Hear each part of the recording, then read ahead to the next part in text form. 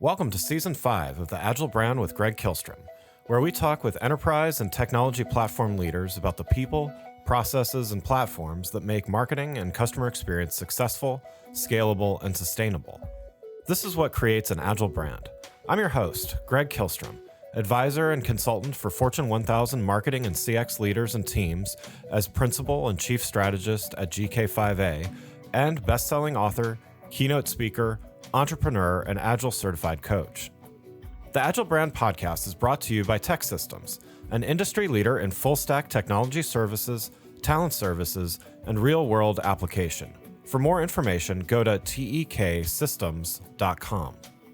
To sign up for the Agile Brand newsletter and get the latest insights and articles on marketing technology and CX, or to purchase a copy of my latest book, House of the Customer, go to gregkihlstrom.com. You can also find all my books on Amazon and other retailers. And now on to the show. Algolia, one of the leading enterprise search and discovery platforms, recently published its Ecommerce Site Search Trends 2023 report, which highlights several opportunities and challenges for e-commerce businesses. Today, we're going to talk about the power of search and discovery to deliver strong revenue results to e-commerce businesses, as well as how to harness this power most effectively for your organization. To help me discuss this topic, I'd like to welcome Piyush Patel, Chief Strategic Business Development Officer. Piyush, welcome to the show. Thank you for having me, Greg. Yeah, looking forward to talking about this with you. So why don't we start with you giving a little background on yourself, as well as what you're currently doing at Algolia. Yeah, that makes great sense. So, how I got to Algolia is interesting. I've not been, over the course of my 30-year career, not been in the search space specifically, but, as a tangent, I've done content and commerce platforms, both on the software side and as, practice development and leading large teams at global integrators. And what led me here to Algolia is that when I look back at all those projects, and getting them stood up, getting them live, the replatforming, where it kind of tailed off in value is that after the platforms were put in, whether it's content or commerce, people actually leveraging the platforms for continued success and continued improvement don't typically happen. And as I started to think about where that challenge is, it's people not looking at the data once the platform's live and figuring out how to improve that experience. And a lot of times that led me to search as the sort of pain point. People came to your experience. You spent all these ad dollars to get the traffic, but if you didn't put what they wanted in front of them, that was a big fail. And I think search and discovery is a resolution of that pain point. And so that's why I've been here about 2.5 years, hoping to help improve those outcomes. Great. Yeah. So let's dive in here, and we're going to be talking about search specifically and the impact that it can have on e-commerce. So according to the e-commerce site search trends report I mentioned earlier, 51% of the respondents in the report say that increasing revenue is their primary reasons for investments in search. What does this tell you about the impact that search can have on the business?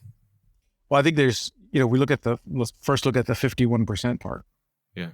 The point I made earlier about when you get a consumer to come to your digital experience, they're coming with some intention, right? They're looking for something. In e-commerce specifically, they're looking to buy something. Even outside of e-commerce, if you look at media use cases, they're coming to look at something, listen to something, right? Read something. And the accomplishment of that goal is what the brand is trying to monetize. So if you can't get your consumer to that goal accomplishment, you can't monetize on it. So e-commerce, if we kind of narrow it back down, I didn't find the product I was looking for, so I didn't buy it. That's a huge fail for an organization. So this is why it's such an important topic to solve for retailers, and leveraging search is how they do that. But I also want to touch on the other 49%, right? Right. A lot of times we read stats and figures and only focus on that number and not on the other side, the other aspect. But we also see in that other 49%, the ones that haven't leveraged it for revenue increase, it doesn't mean that they haven't leveraged search. We see a huge tail of people doing productivity improvement types of use cases with search, right? So we have a publishing organization, a global publishing organization, that when their authors sit down to write a story, the first thing they do, they have to go and find citations, right? They have to find, do research, and the ability to surface that information to quickly put a story out with factual references to other articles and things, yeah, it is a very important element for them, which is search, but it isn't necessarily retail focused or e-commerce focused. Yeah, definitely. So kind of building on what you were saying as well, I mean, a great search experience can accelerate customers finding what they need more quickly in the moment, but there's other factors that can improve on it as well. And you mentioned a little bit here already, but in the report, you look at the benefits of search from both a revenue increase perspective as well as customer loyalty. So how does the search experience play into that loyalty and customer lifetime value? Yeah, I think, as consumers, when we go into an interaction like this with a brand, we have an intent. We're trying to get something done, and the sort of the negative side of that is leaving it up to me as a consumer to forage and figure out the thing that I need. Where is it? How do I get to it? Yeah. And solve the problem by myself. And so that's the pain point we want to be able to address. And so search, when you look at the different layers of what search does and how it drives that experience, first, the intent that you can understand from a user when they search is way higher, way more accurate than what traditionally authors have tried to do in building and crafting experiences for groups of people, saying, okay, my buyer persona is this, or the persona is that, and I'm going to create this content for that person. That's not very scalable, right? So search, first and foremost, gives you more intent from the consumer that you can act on. You have to, of course, act on it, right? So The first part is understanding that intent, and search engines help you do that. The second part then is, leveraging AI, leveraging trends, leveraging business rules, and your own sort of factors for the brand to then pull together the most likely set of things that you want to put in front of this consumer, right? So that's step two. Yeah. The third part then is, okay, well, that's still, if you don't have full intent identified, that still may be only a partially good list. That may be this list could work for Piyush, it could also work for Greg. How do we then further refine that or put them in the right order that is relevant for Piyush or Greg differently, right? So that we call it re-ranking, but it's truly what helps drive personalization in the experience, is to then leverage that front-end systems understanding, the CDP, the loyalty data that a brand may have, and say, yes, both Piyush and Greg searched for red shoes, but I know in Piyush's case, he's looking for sneakers. Greg is looking for, I don't know, boots. Right. So there's a ability to take the intent data that search provides you, of course, do much more relevant, AI-based retrieval, but then also leverage AI and data on the tail end of that presentation and that experience to really narrow it down for the consumer and not force them to be, hunting for what they're looking for and really get it in front of them. So that's how I think great experiences can be accelerated. And you can't do that in a human authored manner at scale, but you can with search and discovery platforms like Algolia. Yeah. And I would imagine then, that playing into loyalty is, I keep getting, when I go here, I get the best results, or I get the most relevant results, and therefore I'm going to keep going back and staying loyal, and therefore my lifetime value increases because of that. Is that safe to say? It is. And I think, let's use an example. Who doesn't shop at Amazon, right? Right.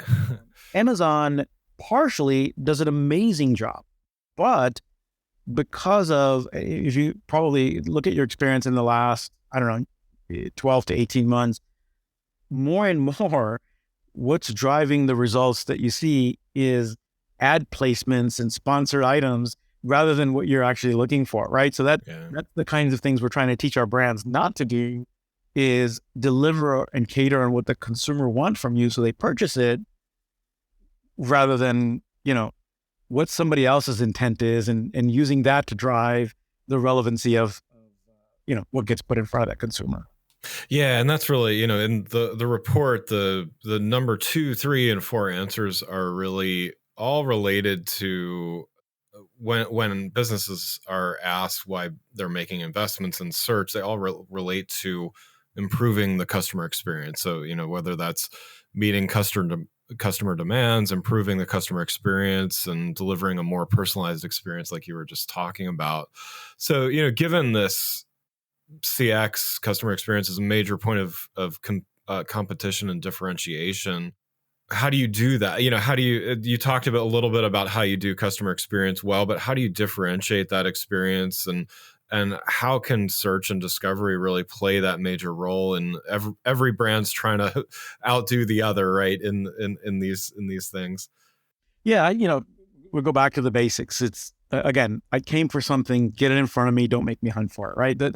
If that's the basic model of what we want to deliver against, then really how we coach our customers to great search maturity, it starts first with understanding the data, right? Who does not have a website already for their product? Right. Understand what people are doing, look at those patterns, leverage that data to then start making those improvements, whether it's in the CX and the flow that the consumer is going through. That's of course less about search, but that flow can be informed by the search intent data, because that is the thing that tells you most importantly what they're looking for, right? So start with the data. Then in being able to meet that customer's demand, there's other things beyond their intent that are important. So if you think about like Black Friday, brands being able to automatically reposition based on inventory margins, very fast-paced consumer trends that might be changing. A hot product an hour ago might not be a hot product right now. That is not something possible at scale, right? And so the second step of this is, how do you deliver quickly once you understand what that data is? Well, you cannot do it manually in an authored model. You've got to use search and discovery as the engine that's determining what to put based on that data in front of this person, right? And if you even extrapolate it further, outside the Black Friday case to sort of online, offline bridging, don't show me things that are not there. We have an amazing customer here, sports retailer in Houston, where, at the end of a particular championship, we just had the NCAA over the last weekend here. Yeah. And you can imagine as a consumer, if my team wins, I want that jersey. I want that sweatshirt, t-shirt, hat, whatever right now. And if I go to my brand from a loyalty perspective and I don't find it there, I'm going to go to an Amazon and say, okay, I found it, I'm going to get it, right? And so it's very important for those brands to be able to deliver very quickly on the data and intent that they can capture, and make sure the systems, are not requiring human intervention to say, okay, now let me go and post all the winning teams' jerseys, in my catalog and on my website, right? So the second step then is making sure that the systems are scalable to be able to leverage that data, the inventory data, the intent data, what people are looking for, and really being able to deliver that systematically versus it from a human perspective. Before we continue, I'd like to make sure you're aware of the upcoming CXPS 2023 conference, May 8 through 11, 2023 in Durham, North Carolina. CXPS is a great CX event focused on professional services firms that want to know how to take the next steps to make their firm successful in integrating client experience with their firm's strategic initiatives. To learn more and register for the conference, go to clientexperience.org/CXPS-conference. That's clientexperience.org/CXPS-conference. And you can register with the code AGILE200, that's AGILE 200, for $200 off your tickets. You can hear from top professional services executives and CX thought leaders like myself through a combination of keynotes, breakout sessions, workshops, and panel discussions. Make sure to register at clientexperience.org/CXPS-conference with the code AGILE200 for $200 off your tickets. Now let's get back to the show.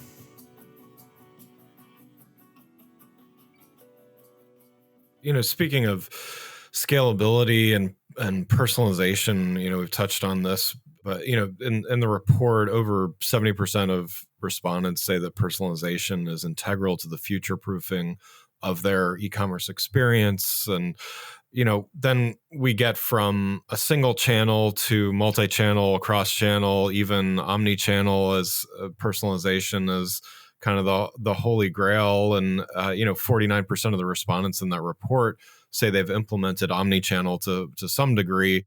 How does a tool like search and more specifically, the way Algolia approaches search, how does that help businesses achieve this cross-channel personalization and CX more effectively? Yeah, as we kind of just talked about the sort of automated manner in which to deliver personalization. Yeah. The way we do that is leveraging AI in three parts. First, letting the AI understand and very rapidly look at mass volumes of data to determine intent, to determine trends and things like that, right? Second, making sure that from how products are indexed, scored, and retrieved, letting, again, AI have the ability to very rapidly make those determinations and not make it a human-oriented process, but of course, retaining human control and override. And then finally, again, if your systems are hooked up, having AI understand an individual consumer's preference, that loyalty data, the past purchase history, inventory levels, any of the business data that you want to impart in there. Hey, put lower margin products in front of this person because XYZ tells us that that's what they want, right?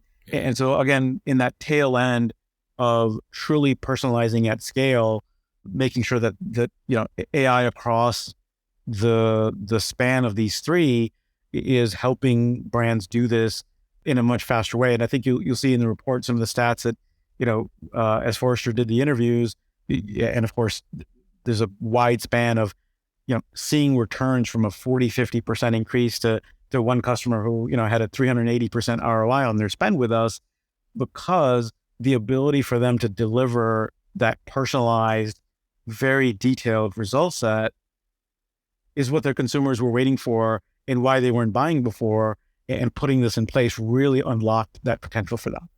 Yeah.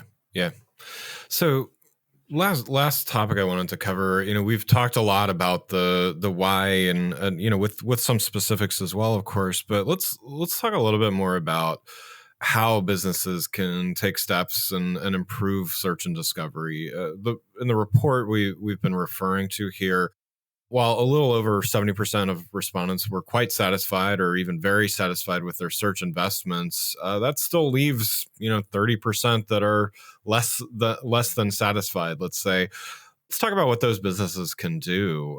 So what are some of the warning signs that you see that point to a business that's not effectively using search? What are they experiencing?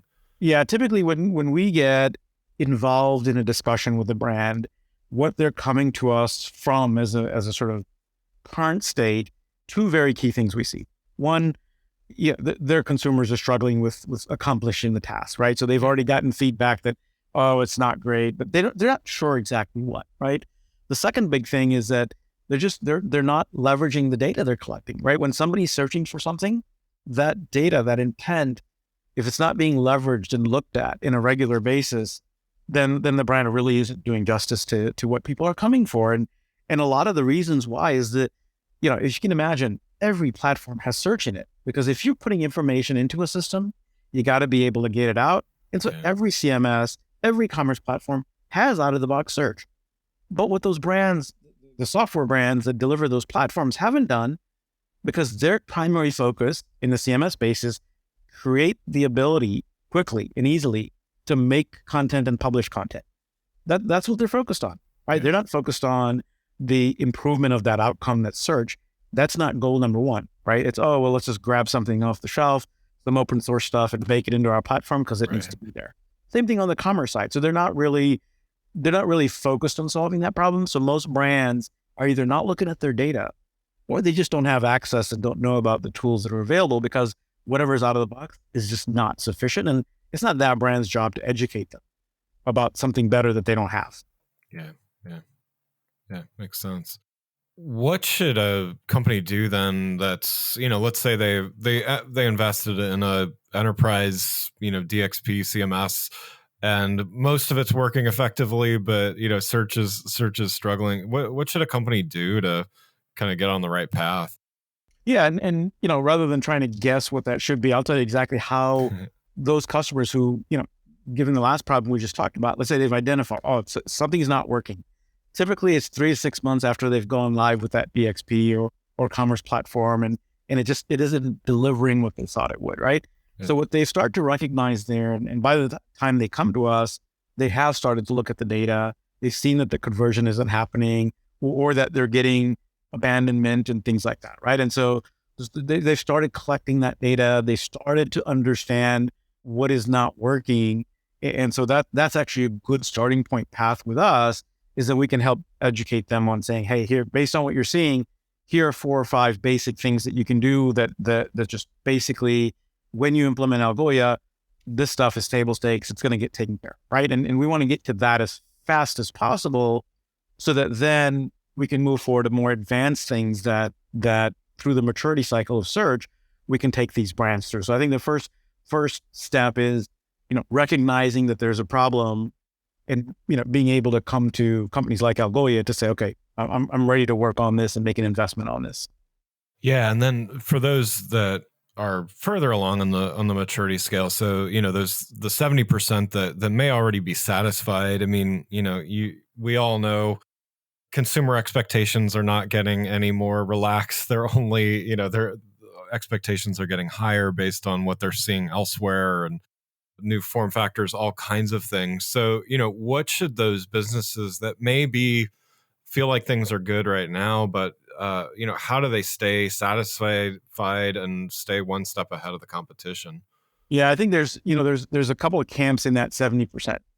There are some that have, they're satisfied because they've solved what they know they can solve, whether they've gone with a do-it-yourself model and open source or sort of a black box platform, and those are the ones I think are going to struggle. That as they look to keep up with consumer expectations and what things like ChatGPT and other sort of consumer platforms are creating as a need for consumers, they're not going to be able to keep up with it, and so there's going to be a challenge there.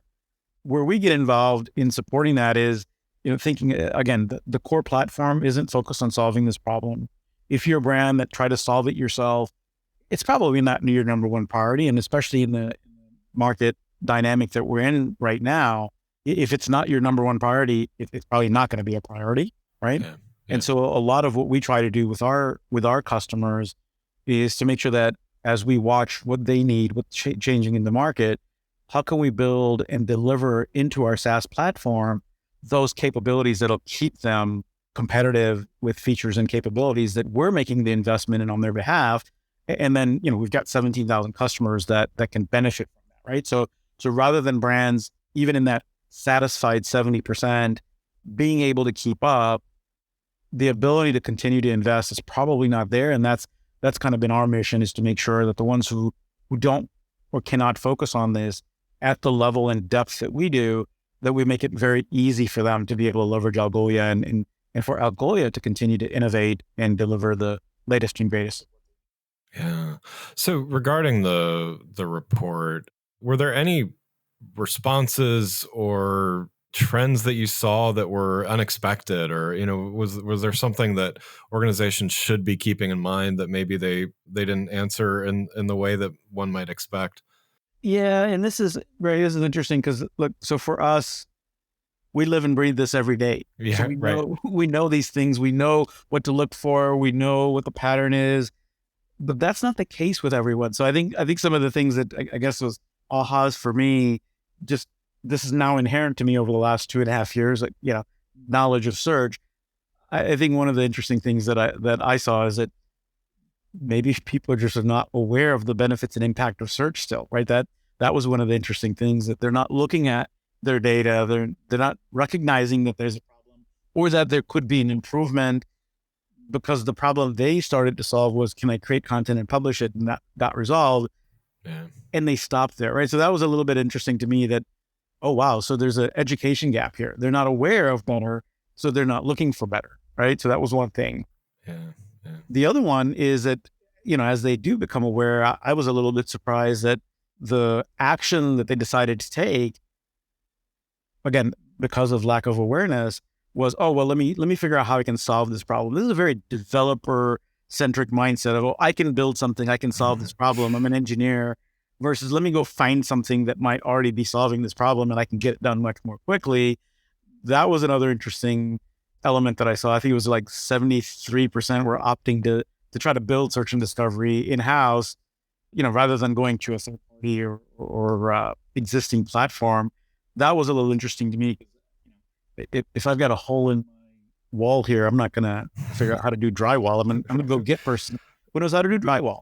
You and me both. Yeah. Yeah, absolutely. Well, hey, thanks so much for joining the show. I got one last question before we wrap up. We've been talking about the Algolia e-commerce site search trends 2023 report here for a while here, but if you could summarize the findings or kind of give one or two key outcomes that you really think are most important, how would you summarize? Yeah, I think, I've had this question from some of our prospects this quarter. And if I look at it, rather than trying to summarize findings from the report, because it's a sort of backward-looking element of it, I want to look at what should you derive from it and look forward, right? And I think there's two major points. One is, in an environment that we're in right now for retailers, being able to convert better, as costs and margins, everyone's trying to improve, more and more investments aren't necessarily the logical choice that brands are going to make, right? So they've got to do better conversion for what they're already doing in terms of traffic acquisition, loyalty development, all of that. So converting better is a key need that companies need to focus on. And I think that's very inherent to what search and discovery platform can deliver for them, is make sure the consumer finds what they want, purchases it, gets to the close of that transaction. So that is a big focus, I think, that we see, that I think people should draw as a conclusion of where they need to focus. The second one, again, is around, and I know this is going to sound like the buzzword here, but AI as a growing part of their strategy. It may be in a lot of different ways, but if I boil it down to a basic sort of statement that people have heard before, that do more with less, everyone is hearing that today, right? Do more with less. Well, how do you do more with less? You've got to leverage the capabilities that are arising in the market right now. And that's one of the big investments we've been making over the past 18 months or so, is incorporating AI into every element of our platform so that it's end-to-end, allowing for faster turnaround, faster ROI, faster improvement in the results and identification of those data and trends, and really just helping our brands to deliver faster what their consumers are wanting from them as well. So doing more with less, leveraging AI, and focusing on that conversion of what you have already on your plate to accomplish. Yeah, great stuff. Well, again, I'd like to thank Piyush Patel, Chief Strategic Business Development Officer at Algolia, for joining the show. You can learn more about Piyush and Algolia, and also access the Algolia e-commerce site search trends 2023 report by following the links in the show notes. Thanks again for listening to the Agile Brand with Greg Kihlstrom podcast, brought to you by Tech Systems. If you enjoyed the show, please take a minute to subscribe on your podcast channel of choice and leave us a rating so that others can find the show more easily. You can access more episodes of the show at www.gregkihlstrom.com. That's GREGKIHLSTROM.com. To get a copy of my latest book, House of the Customer, visit my website, or you can find it on Amazon or other retailers. The Agile Brand is produced by Missing Link, a Latina-owned, strategy-driven, creatively fueled production co-op. From ideation to creation, they craft human connections through intelligent, engaging, and informative content. Until next time, stay agile.